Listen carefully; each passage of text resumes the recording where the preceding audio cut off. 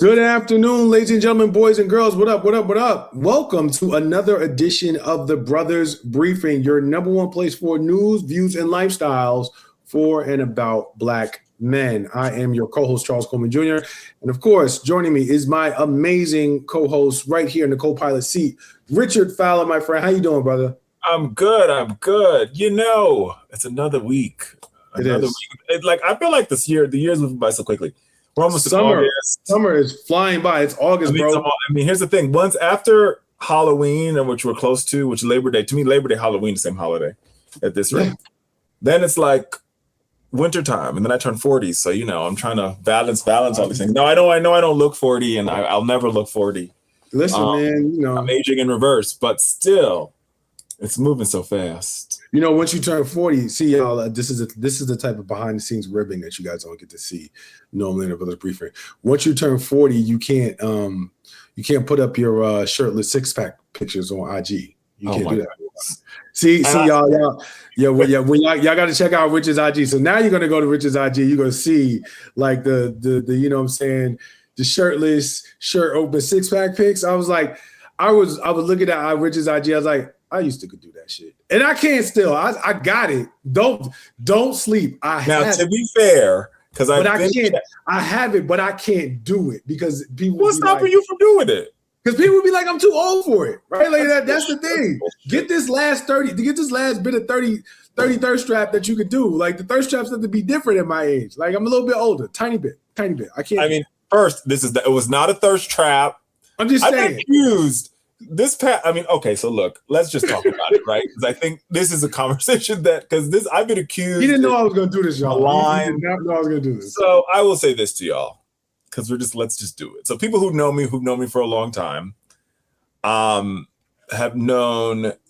Well, no, I've never really been somebody that's been like I've struggled with weight, but I've never been somebody that's been overweight. I've always sort of been, got like some man weight to me.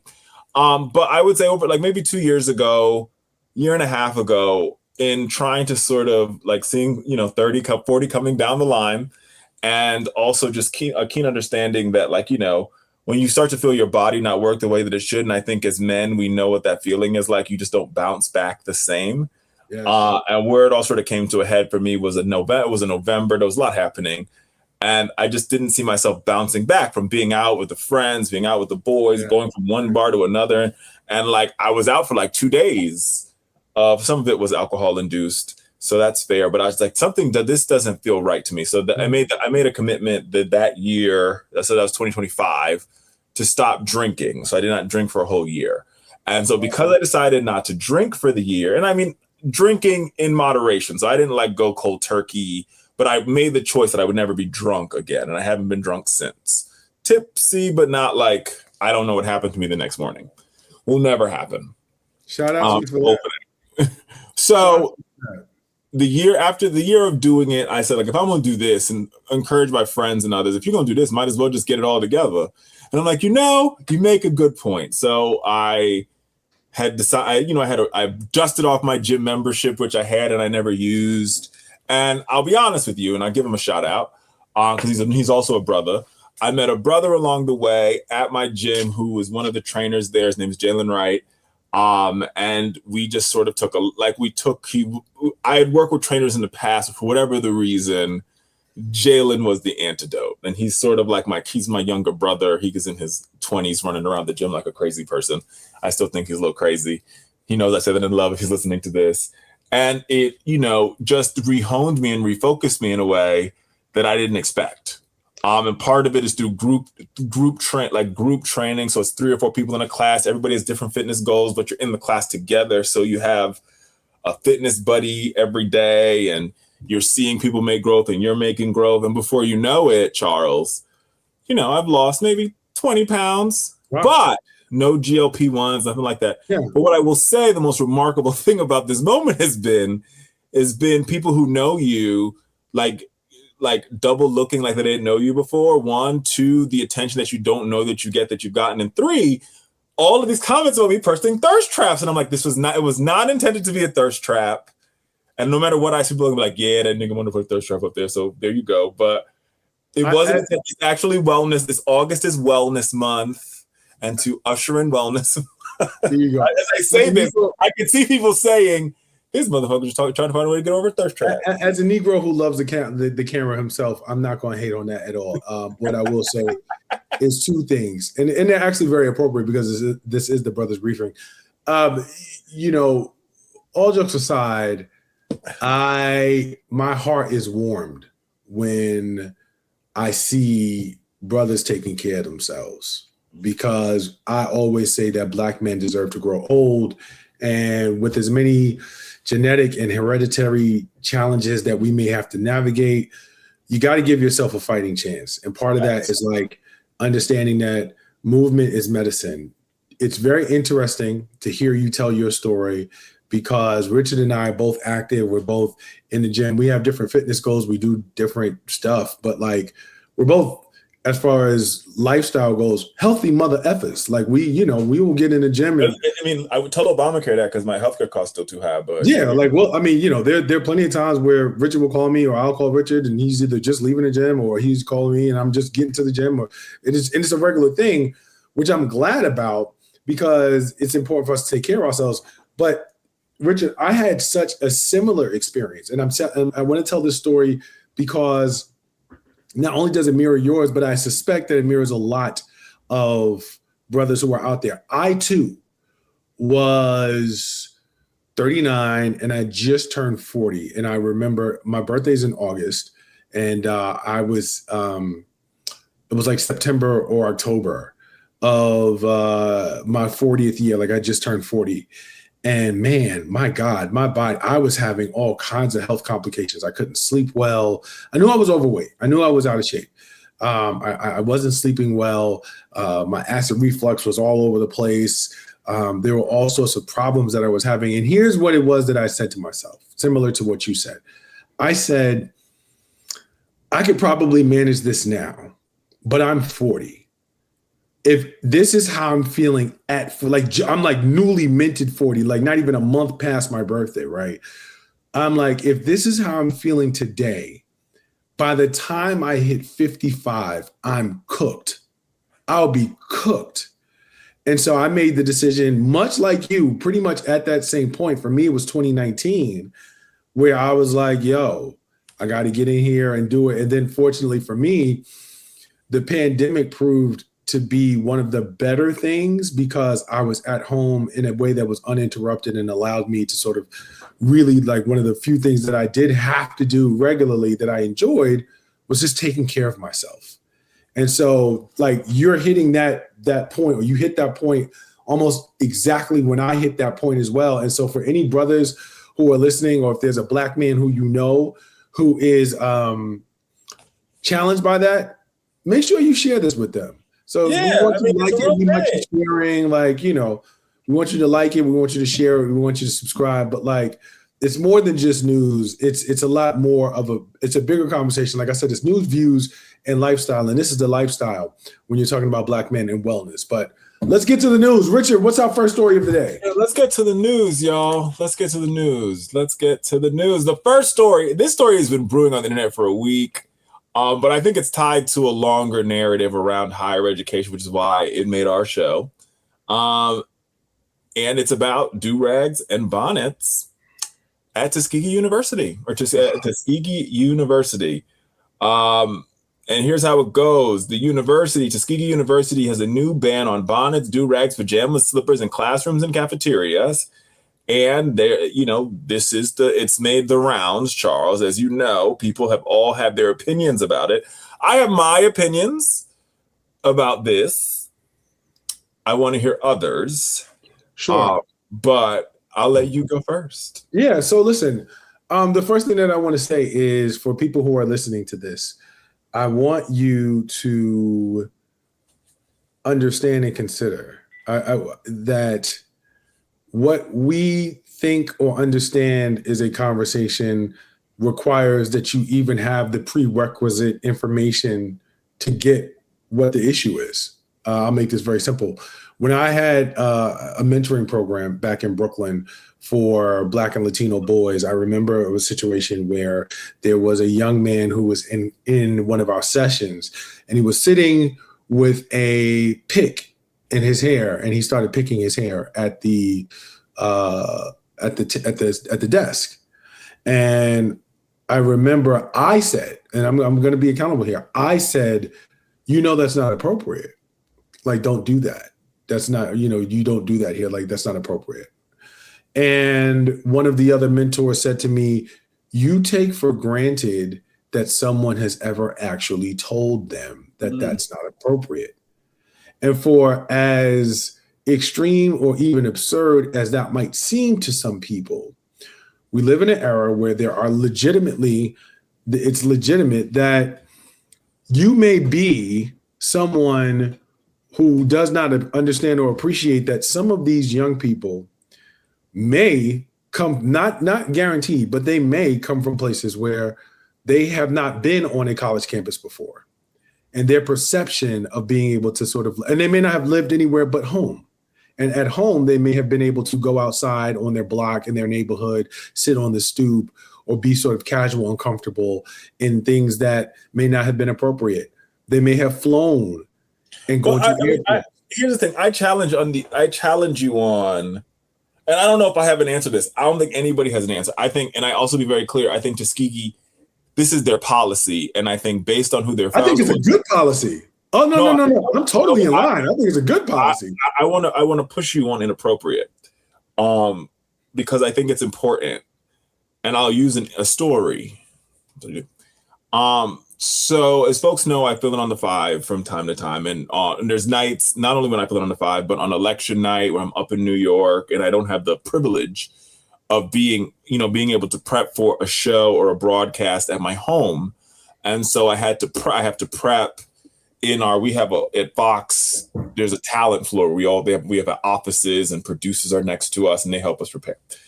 And for a long time, Charles, I would see my colleagues, some of my female colleagues, walk around the floor with rollers in or presets in, or sometimes they'd be drying because they have the dryer thing or whatever because we have to go down to show. And for the first couple of years being at Fox, I would never wear, because I wear short hair, I wear do-rag. There was a couple of years on air where I had curls, like a high top with curls, which required, preconditioning, all this other stuff. And I would try to get it all done hours before showtime so I could walk into the 21st floor, the floor where we do where the talent floor is, without having to worry about, quote unquote, feeling inappropriate. And as I got older, I was just like, wait a minute, if you're walking around here in rollers and we all are agreeing that we're going to all walk on set, TV ready, then you should have no problem with me walking around this floor with my do-rag. And so now at this old age, if I'm filling in on the show, for the first couple of hours before the show goes live, you will see me on the talent floor walking around with my do-rag on. And so I want to push back on inappropriate language. And I really want to sort of zero in on the setting, which is why I find some agreement with the Tuskegee policy over disagreement with the Tuskegee policy.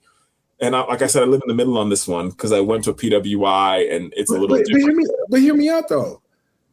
First of all, I wholeheartely agree with the Tuskegee policy. Secondly, I routinely, as a matter of it's almost guaranteed. You can go to my IG right now, and there is in the highlights reel on my IG page, there is a segment called Pre-Show Walk. And when you go to Pre-Show Walk, it shows me coming into the studio when I am hosting, to your point, when I'm filling in. Every single time, and I do it before and after, every single time that I come in on the before, I have a do-rag on. Every single time. So that's my point. So we have to. But hear me out. Appropriate nature and I just want to watch our language on that. Yeah, but hear me out. When I say inappropriate, the idea is you're wearing rollers, you're wearing a do-rag because you're about to do something. You're about to go on television and do something, and you're preparing for the something that you're going to do. If you're going on a college campus to class, that's the something that you're going to do. So if you're going to the cafeteria, if you're going out, that is the something that you are going to do. Like, where else are you going in the realm of university, particularly class, that would be more important that such that, well, I'm preparing my hair for the, no, that's why I say it's inappropriate, because the notion of a do-rag, because, and that's it. I don't even think it's a nuance, but I do think it's an important difference. We just described situations where we had on do-rags in preparation of going to be on national television and being able to look a certain way.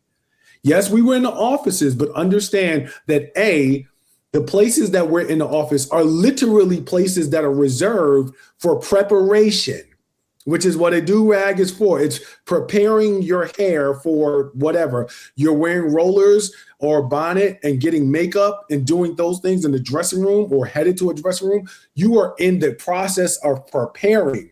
So in that context, Richard, it's appropriate. But if you are going to class, you're going to the place. That means you've gotten dressed, you've gotten out of bed, you've already done some level of preparation to go out to do the thing. So that's why in that context, I'm going to stand firm on for you to sit in class, which is why you are at school, you are at university to do these things, and sit in a do-rag or a bonnet. That is not appropriate. That's not appropriate. And so I'm 100% aligned with Tuskegee making that. I'm not, when I talked about the fact that I don't think that we can take for granted that some of these young people may not have ever been told, what I'm saying is there is a very anti-Black sentiment that I've seen in the discussion that says, yeah, good, they're taking care of the riffraff. So no. I'm not going to demonize or bastardize these babies for what they might not know. But I do think that Tuskegee has every right and, quite frankly, every responsibility to set a standard for their students, a standard that they get to understand, look, everything ain't always appropriate and this ain't appropriate here. So that's my position on it. I hear that. I hate the people that I heard who are like critiquing or criticizing Tuskegee on this. And I see both sides of this. I see the student side, because I'm going to tell you, I was a student. I went to GW. There were definitely days that I wore pajama pants to class. Maybe I shouldn't have, but hell, it was Friday. We went out the night before, and I was in that class in pajama pants and a hoodie. I was not doing that at Howard University. That was not happening back. Sure. I also want to say historically, I talk about this and people get mad, and I think that this is like a okay space. I hope that we sort of figure out a way to like clip this very well, because I think this is a really important thing. Maybe this reflects a little bit of the age difference. It's a generational thing. I'm not that much older than you, sir. But like at the end of the day, if you look back, chill out. If you look back, right, at other pictures, I like to say oftentimes, I don't like saying it, but I will point out that there are too many instances that support the notion that we are an unserious people. And if you look back at pictures from what it was to be at Tuskegee, to be at HBCUs back in the day, as they say, our grandfathers, our ancestors, our grandmothers, they were dressed going to school, full suit and tie, and actual dresses and skirts and sweaters and cardigans from head to toe. I'm not saying that should be the standard. If I had to take a final like that, or I had to take notes, I wouldn't have made it. I'm not saying that should be the standard, but what I am saying is that there was a level of seriousness for the environment, because you understood. Now I sound like my late mother here. You understood the fact that you were not entitled to the space that you were occupying, and you took it seriously. Well, I think that to me creates the undertone of why Tuskegee changed the policy. And I think the histrionics here actually matter. Tuskegee University and their founder, Booker T. Washington's view of the world, which I think is showing back up today in the university's policy, is we get to economic prosperity, Yeah. we get to economic viability through assimilation. I mean, I'm flattening it for purposes. Yeah. But that is the Booker T way. And he did it through, if we learn craft, if we learn trades, and we learn how to support the white man's economic growth, we will too be part of the white man's economic growth. I'm paraphrasing, but right. And I think what the Tuskegee policy is saying is we want to teach the young people in our institution how to prepare themselves to get a job in a white person's company, right? Mm-hmm. Because we have the recruiters from Hewlett Packard, or the recruiters from Dell, or the recruiters from Oracle, or the recruiters from insert Fortune 500 company coming to our campus next week to recruit seniors or juniors to do internships that will eventually become full-time jobs. With that being said, I think it's important to point out that our do-rags, our bonnets, our slippers, that in other parts of the Black culture have become monetized, have become part of our entrepreneurial culture, have become part of our artistry. And I don't think we can take away from that. So that's why I pushed back on you earlier when you sort of said this inappropriate language, because I think there are places in public space where a do-rag is appropriate. We've seen performances at award shows where top-tier artists, their background dancers might have had do-rags on. And I think you can have a personal judgment about when you see it, and there are times that I do and there's times that I don't, but I don't think it takes away from a person's willingness to do it. Where I think that distinction changes is if you enroll yourself into an institution and you're living on an institution's campus and you want to walk inside their school building, and they say to walk in said school building, you have to look or act a certain way. Voila, we have banned do-rags, slippers, bonnets, and bed clothing from the cafeteria and from the classroom. If you don't like it, you can go to the university across the street.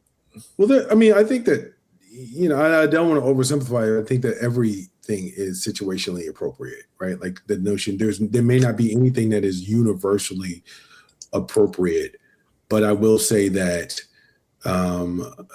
if you are not, it's interesting, as you were talking, you gave examples of places where do-rags might sort of be seeing dancers on the stage and entertainers, so on and so forth. If that's what we're talking about, then we could have that conversation. We are talking about a college campus, and I may sound like the older dude here. I do think that I was having this conversation. It's so funny that you sent the rundown today. I was having this conversation yesterday with a friend of mine about a different situation. They went to Broadway to a show, and they were going to they were watching the show. It's the Broadway show with Tracy Ellis Ross, and they were talking about how someone behind them just would not be quiet, and that they snuck in like some soda, and then they opened the soda in the show, and we got into a conversation about how the fact that culturally we express ourselves in a different way. We are louder. We are very emotional. We're boisterous when we want to express ourselves. And so we had a conversation about what happens when what trumps. Should it be the expression or leaning into your culture and who you are, or should it be the overall culture of the institution or the place or the space where you are navigating? Here's what I'm going to say. This is my last thing on this. What we have to understand as a people is we have the very dubious and very racist burden of one of our actions casting judgment for all of us. And to the point that you were talking about in terms of Booker T and his philosophy around assimilation and respectability being the pathway to our prosperity in America, what I will say is you do not, as a young Black person, enjoy the privilege of existing in a vacuum. What you do and don't do, how you show up, and this goes for any of us, can literally impact the perception of not just you as an individual, but your people in such a way that it can stop someone from getting a job. It can stop someone from being considered from an opportunity because of the general perception that has been created around how you're showing up in the world. So while I can respect your desire for being able to be an individual as much as you want, the reality is you have to conduct yourself in a way that at least shows an appreciation for the fact that how you look, how you show up, how you present has a bigger implication on people who you may not even have met, but are tied to and bound to by the spirit of community. And I'm done. I'll give you that one. I'll give you that. I think so, my friend. Let's move on to story 2. We're staying in the realm of education, but this is a little bit different. Rice University will be granting free tuition to undergraduates whose family earn up to $200,000 a year, which increases the cap and eases access to the Houston Institution for students beyond the middle income range. This is a very interesting story because Rice is a private institution, and it seems like this is a move that recognizes the rising cost in education, especially higher education, and potentially creates opportunities for people, because what it meant to be poor, what it meant to be economically disadvantaged, what it meant to be economically challenged and still want to pursue a degree is not the same as it was 10 years ago or 15 years ago. And so raising this cap, I think, is a good thing. Richard, what are your thoughts? Oh, I think it is good. I think the eye-popping piece of the story is that 200K number, because what it says is if you have two parents in a household and they are both making $100,000 a year, that's 2 teachers living. That's 2 teachers. That's potentially 2 nurses. That's, these are people who are people. They're very professional people. And it's saying that they can't afford to send their child. Now, how I read that, the signal, and people maybe I beat it to a dead horse, but I pay attention to signals, y'all. And the signal that I saw here was, this is saying that this universities, maybe the canary in the coal mine, or maybe they're the second, they're one of the canaries in said coal mine, because there's other canaries chirping their asses off. But there's another canary in the coal mine is saying, the American dream is not a dream. It is really it is just that. It's not even a dream. It's a mirage. It's a fantasy. It's a fantasy. And if a $200,000 salary cannot afford you without some sort of struggle, a Rice college bachelor's degree for your child, to the point where the university is saying, if your parents make $200,000 or less, they are getting a free ride to come to Rice if they get in, tells you that America's in a bad way. And it's in a bad way because if college is one of the routes to that American dream, that route is only for those who can afford the toll to get onto that expressway. And every day that toll goes up. And now that toll is $200.01.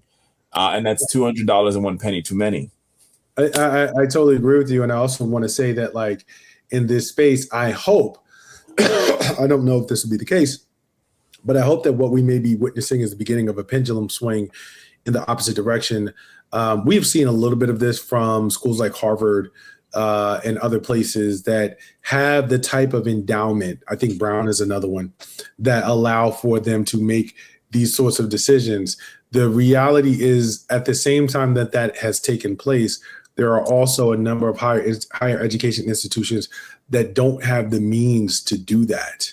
So you look at, and these are not, and let me be clear before someone tries to get smart and think that I'm talking about HBCUs versus PWIs. I'm actually thinking about PWIs here. Look at Temple University. Look at my alma mater, GW, can't do it, and Georgetown can't do it. Neither of them are the school that I went to. Yeah, look at Syracuse. We're talking about schools that are PWIs, that are large schools that have been facing some significant economic challenges. And so as we are seeing and identifying this, particularly from private institutions, right?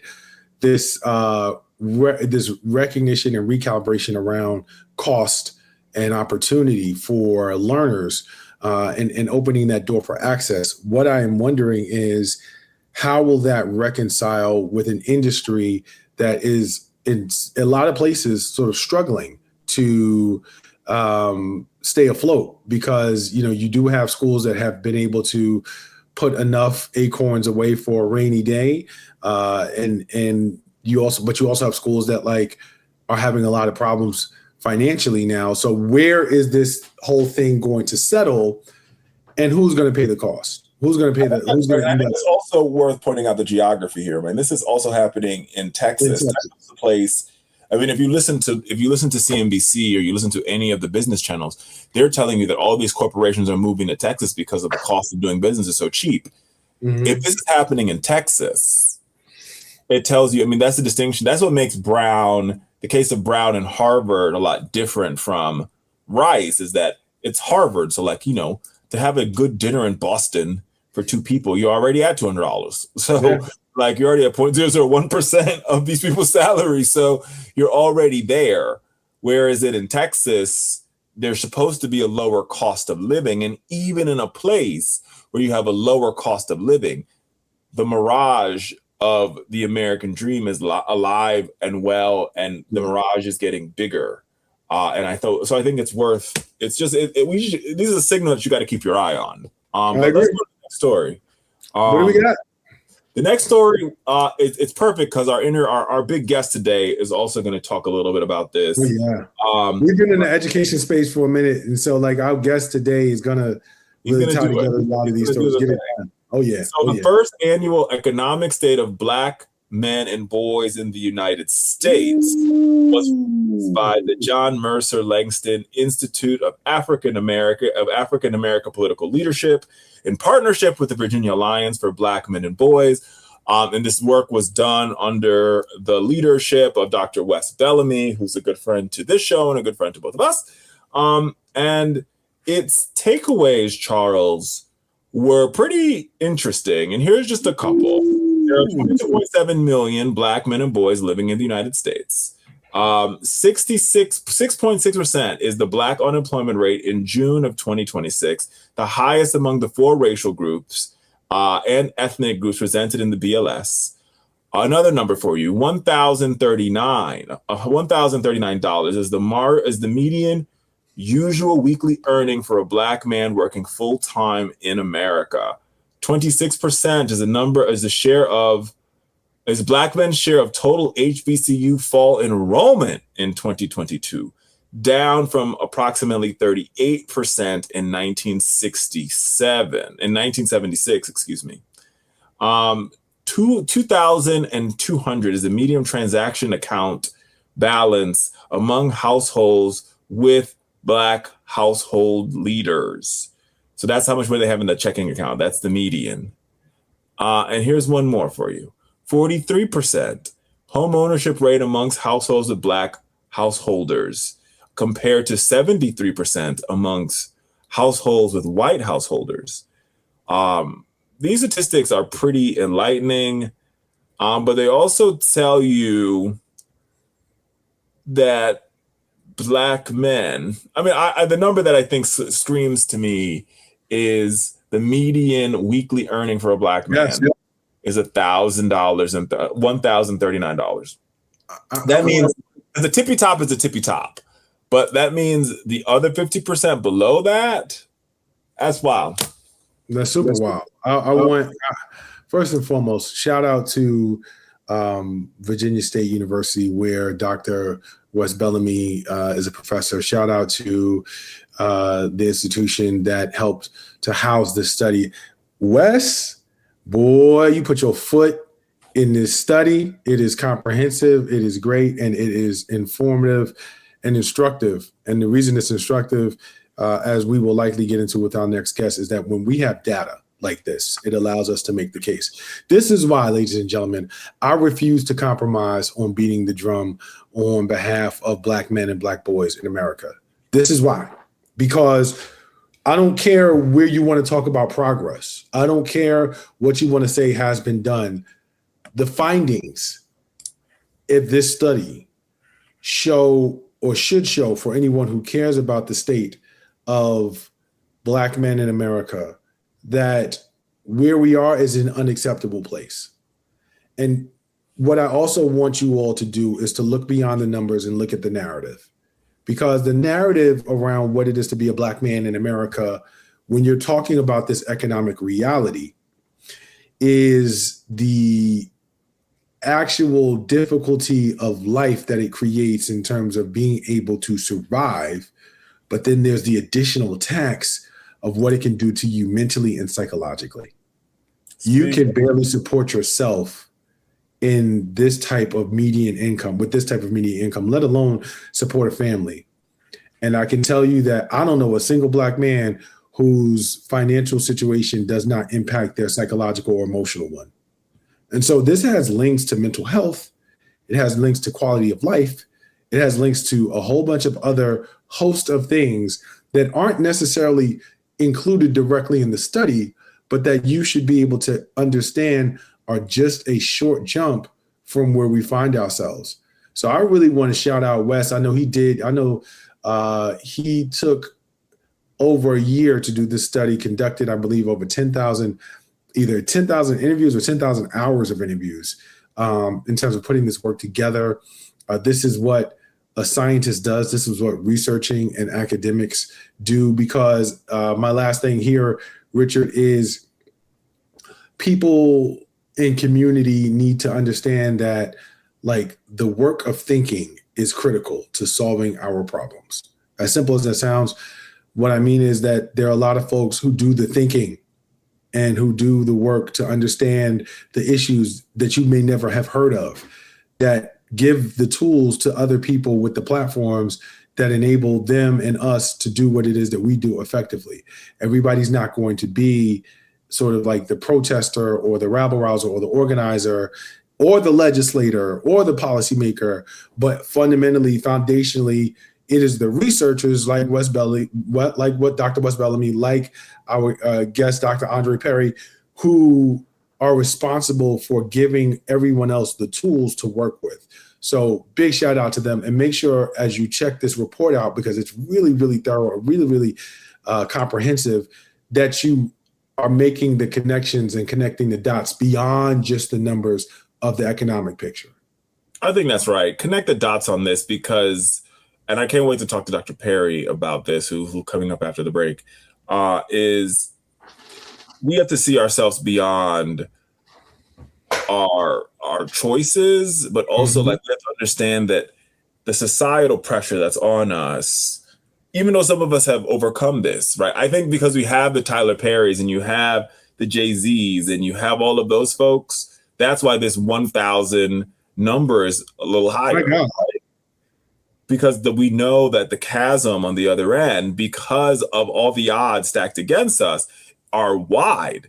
These ain't no tiny chasms. These chasms are miles long, 10 miles deep, and they're having a real impact.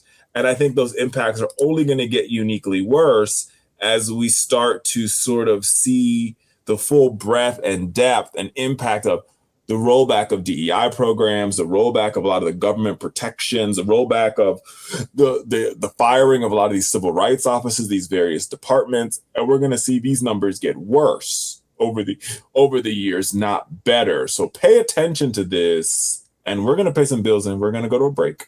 And then on the other end of this break, Dr. Andre Perry, the researcher, going to join this conversation. We'll see you after the break. We're back on the Brothers Briefing. Ladies and gentlemen, welcome back to the Brothers Briefing. As you already know, we promise and we always deliver on the best and the brightest guests.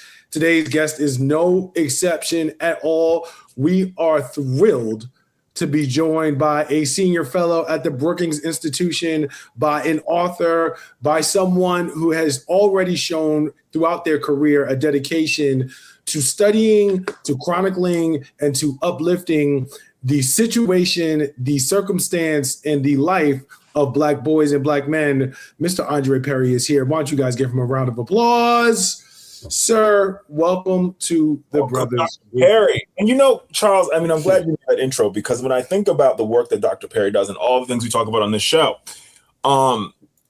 it really matters to have voices like yours on the show, Dr. Perry, because it sort of really allows our listeners as well as us to sort of put some thought around the long-term implications of all these sort of short-term news stories, right? Like, Right. whether it's Nolan Wells, whether it's last week we did a whole episode on school vouchers and their impact on Indiana. These all seem to be blips on a radar, but they're actually, when it comes to how they impact Black men and boys, these stories are actually connected, which I think we're so happy to have you on the show. Just talk about that connectivity and the research you're doing around that connectivity. Yeah, most people know me through my work on housing devaluation, where we found that homes in Black neighborhoods are underpriced. What people don't think about is that those systems that impact home prices also impact school districts. It impacts services for cities, services for counties.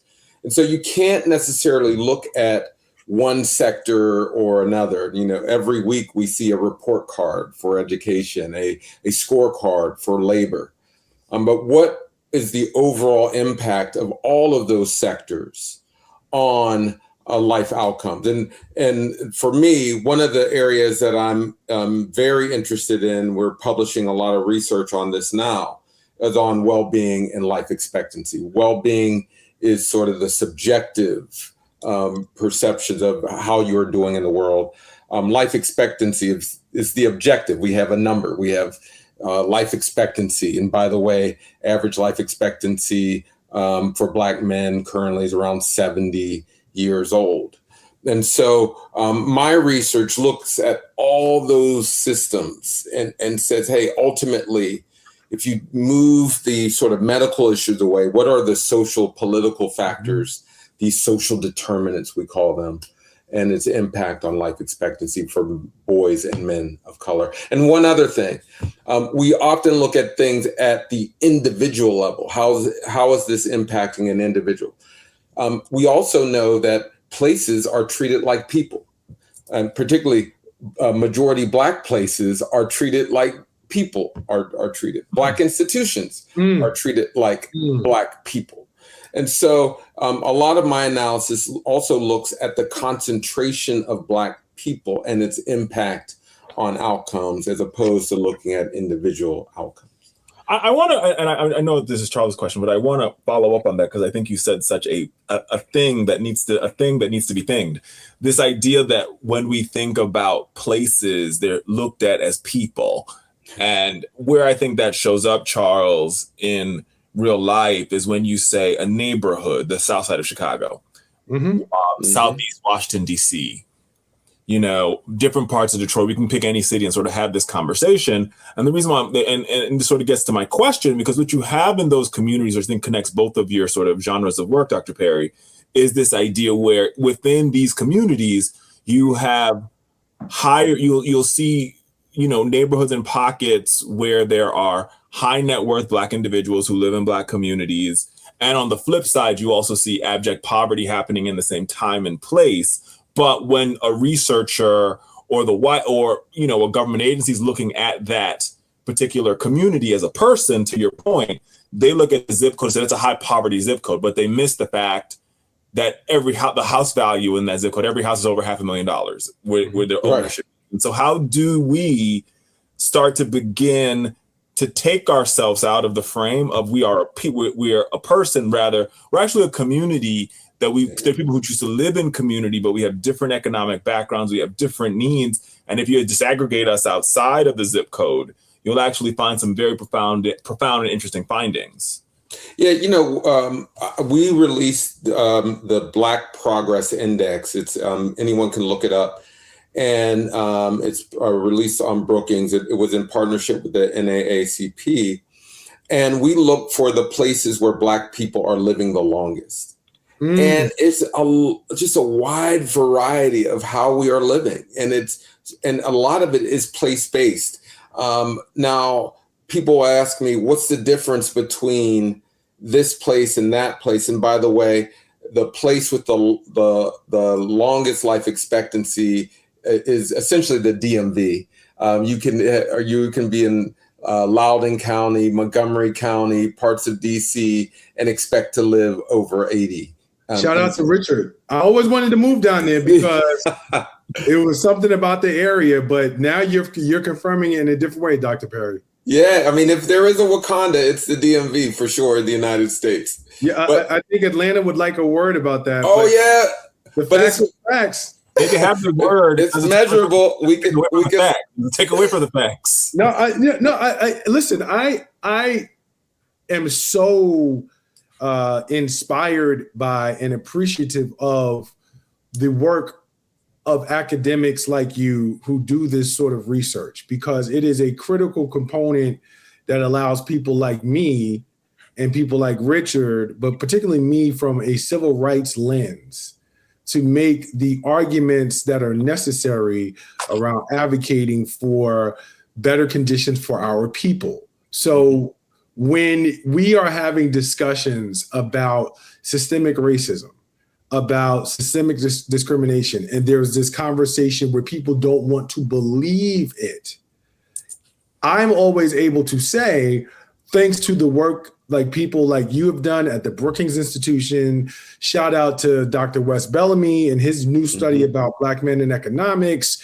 and so many others who have been in this space dedicated to actually quantifying the condition of Black America, but particularly Black men.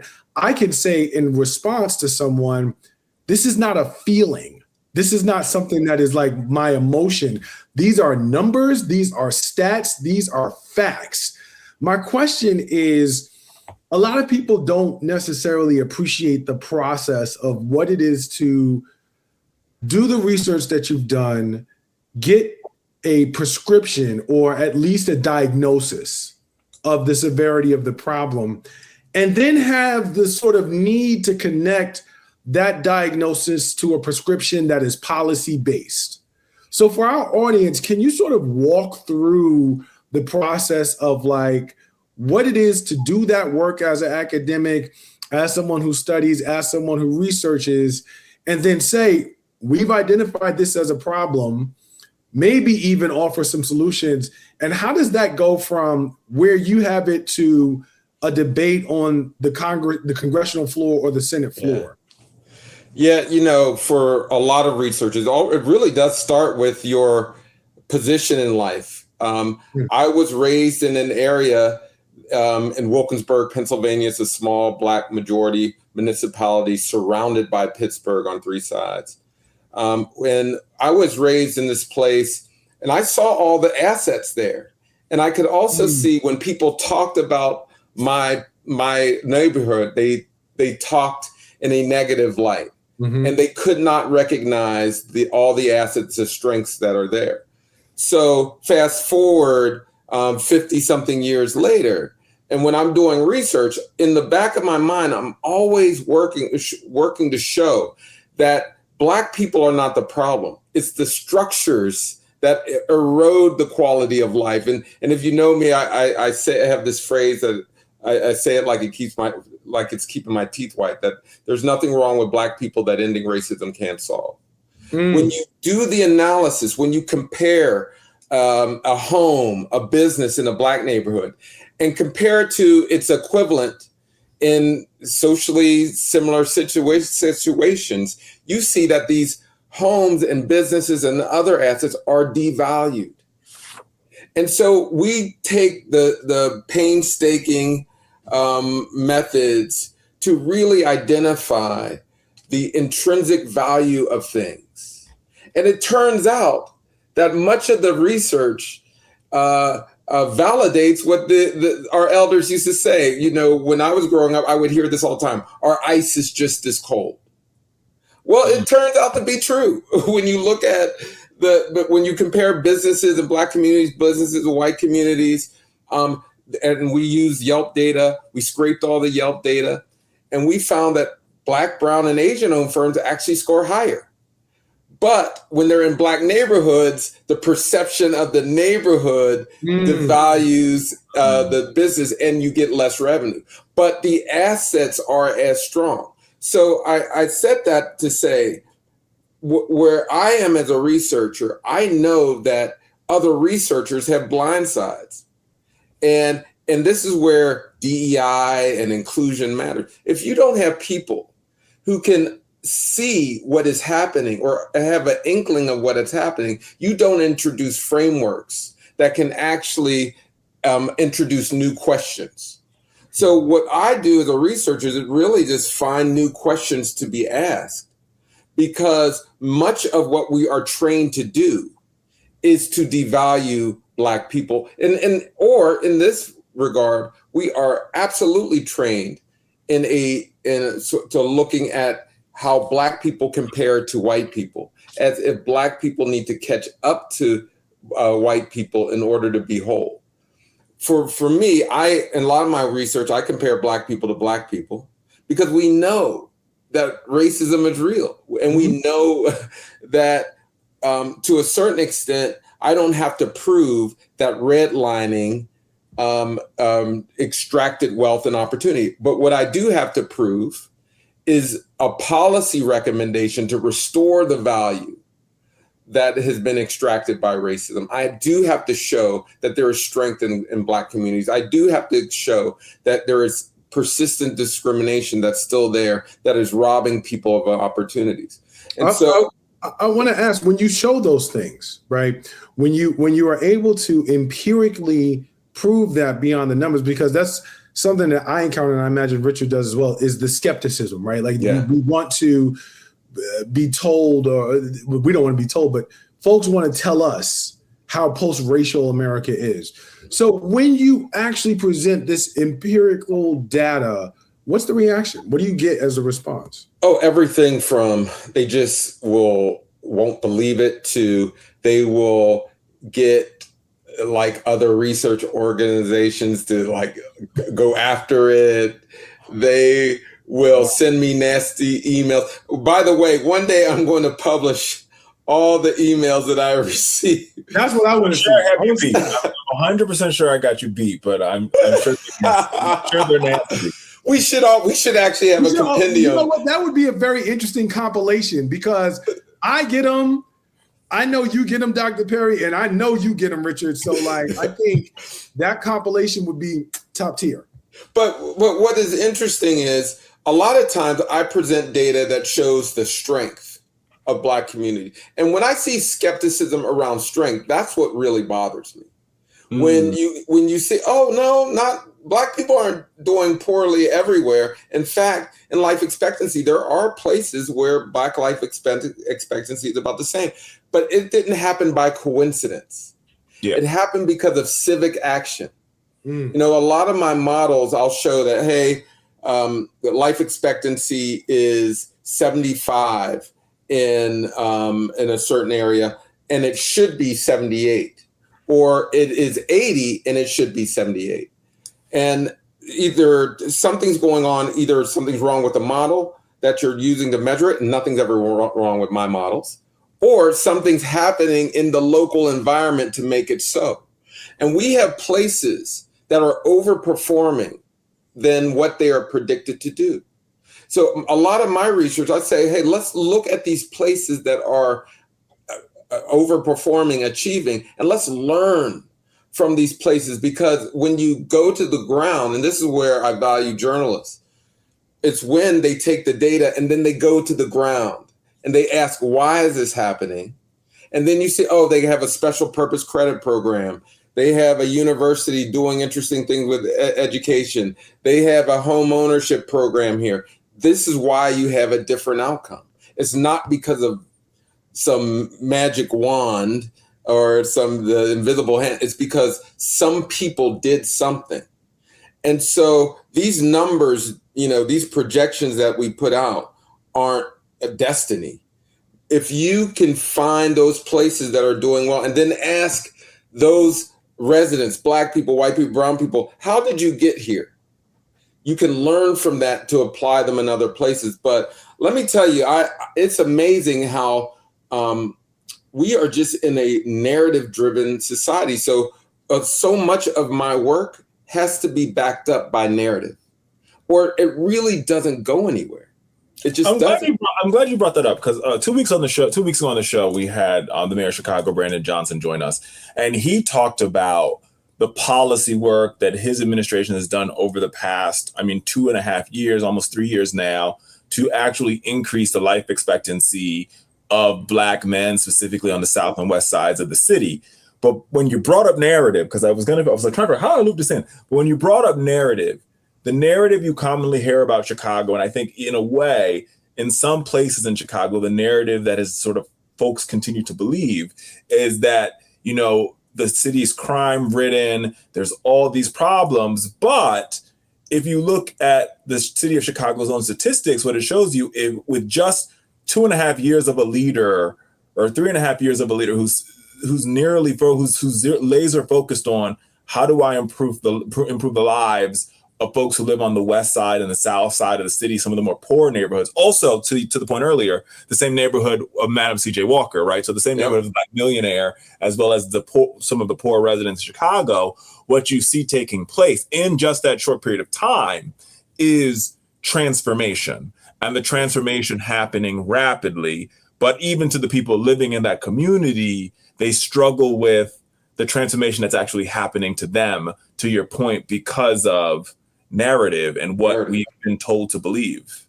And that's why I think there are a lot of professors that say this, but I love when professors say there's a story behind every number, and there's a number behind every story. If you only do one without the other, you're really doing us a disservice.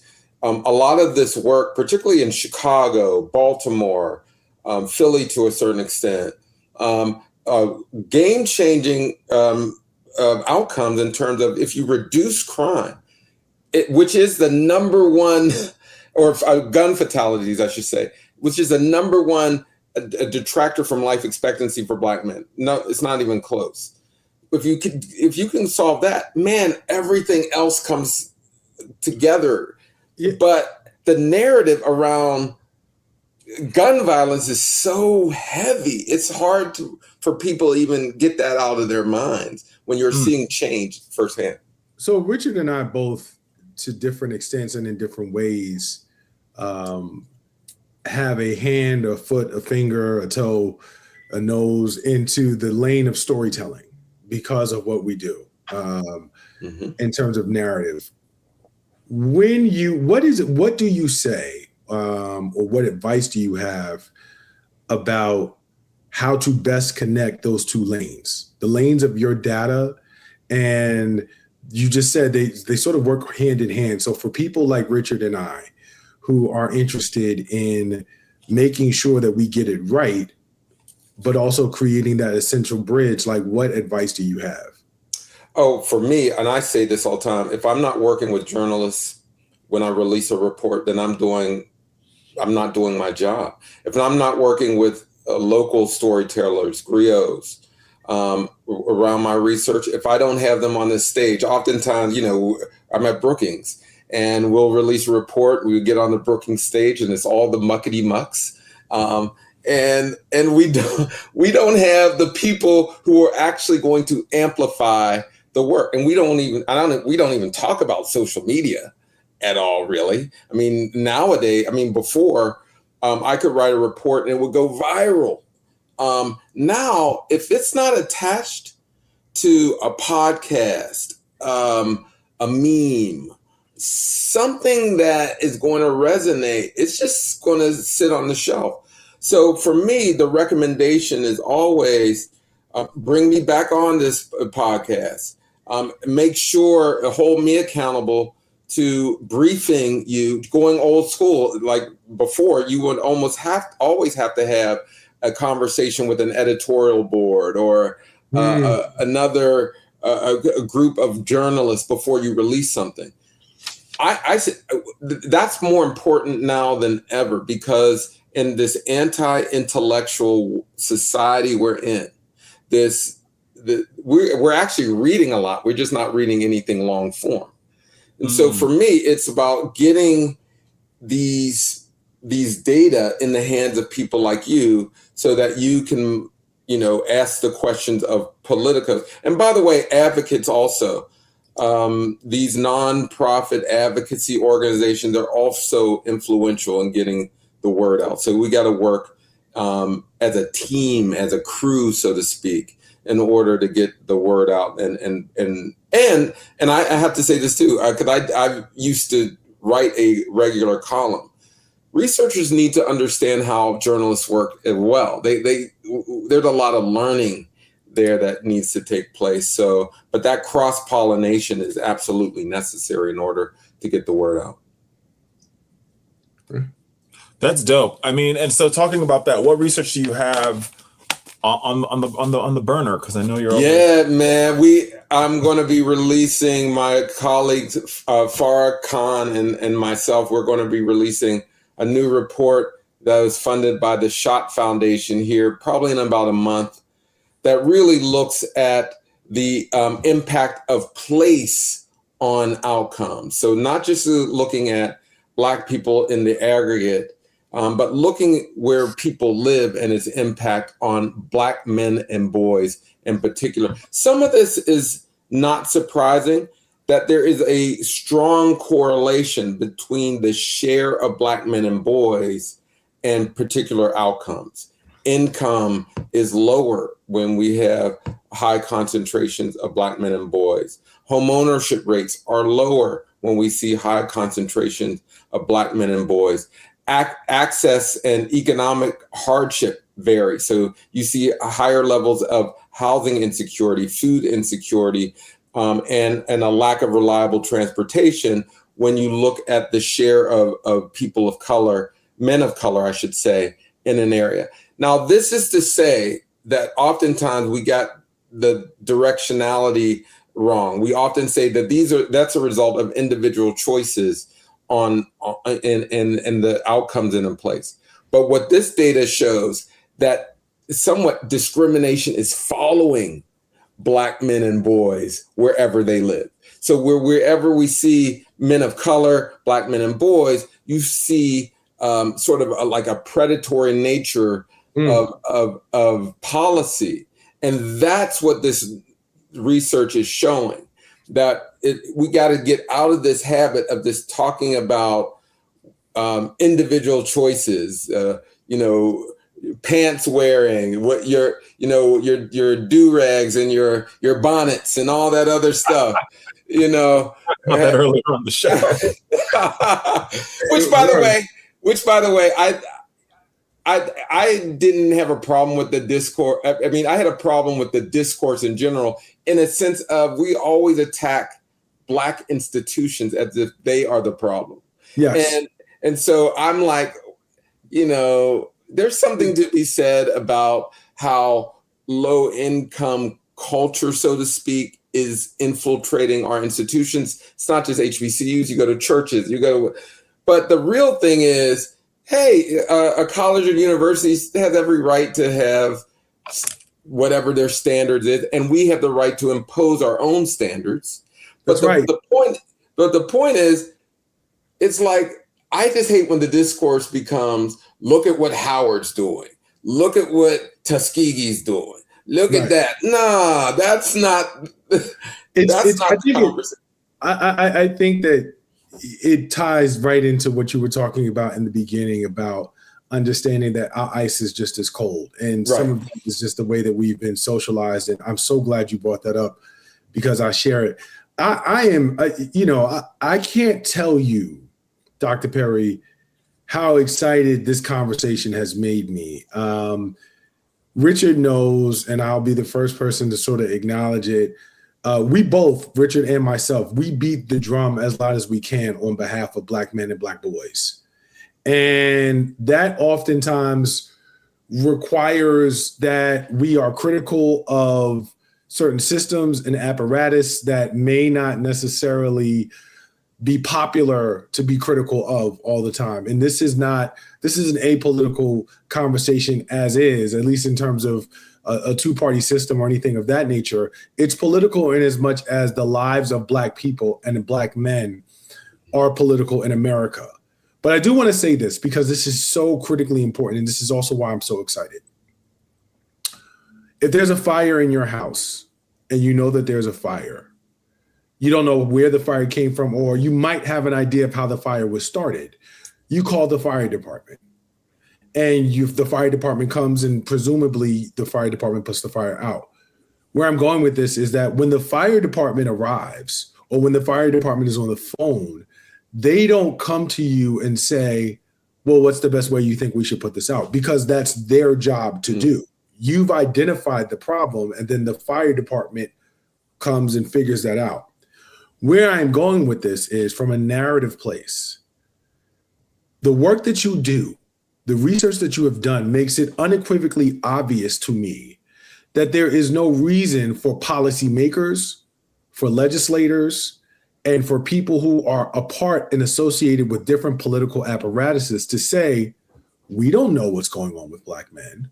Right. We don't know what is it that you all looking for? What is it that you all need? What is it that you all are asking for? Because the research that you've done, the research that of other academics like yourself have done to be able to say, yeah, there's a problem. That is calling the fire department. That is raising a alarm. Charles, your problem is that in some of these governmental systems, they do not believe that their job is to put out the Black person's fire. To the point that Dr. Perry made, they really have this weird inclination that they could put all the odds against Black men and then say they made bad choices. But that's how. But and you're right. But that's that's where I'm going with this. That's when you and me beating of the drum has to be at its highest, because when people push back and say, well, I don't know, I'm not sure if this is what have you, it equips us with hard and fast data and tools to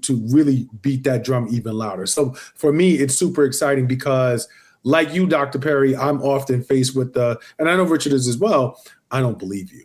I'm not sure. What is it you're asking for? Why do you need this? How am I supposed to know what to do? And it's like, dude, this is your job. The data is right there. Do it. And what you do allows us to do that unapologetically and without reservation. So for me, it's just a huge thank you, because it's very important.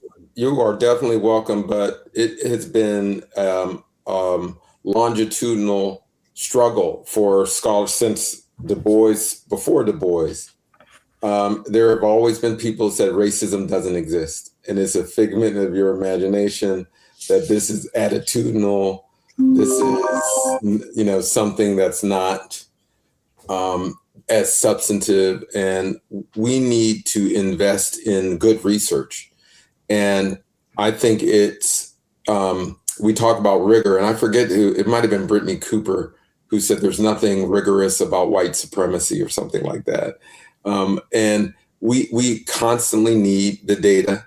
And there's all other forms of data. It's not just quantitative, it's qualitative as well. But we got to keep pushing the evidence. And one thing is absolutely clear: the deliberate choices of policymakers, both past and present, is damaging Black men and boys' outcomes.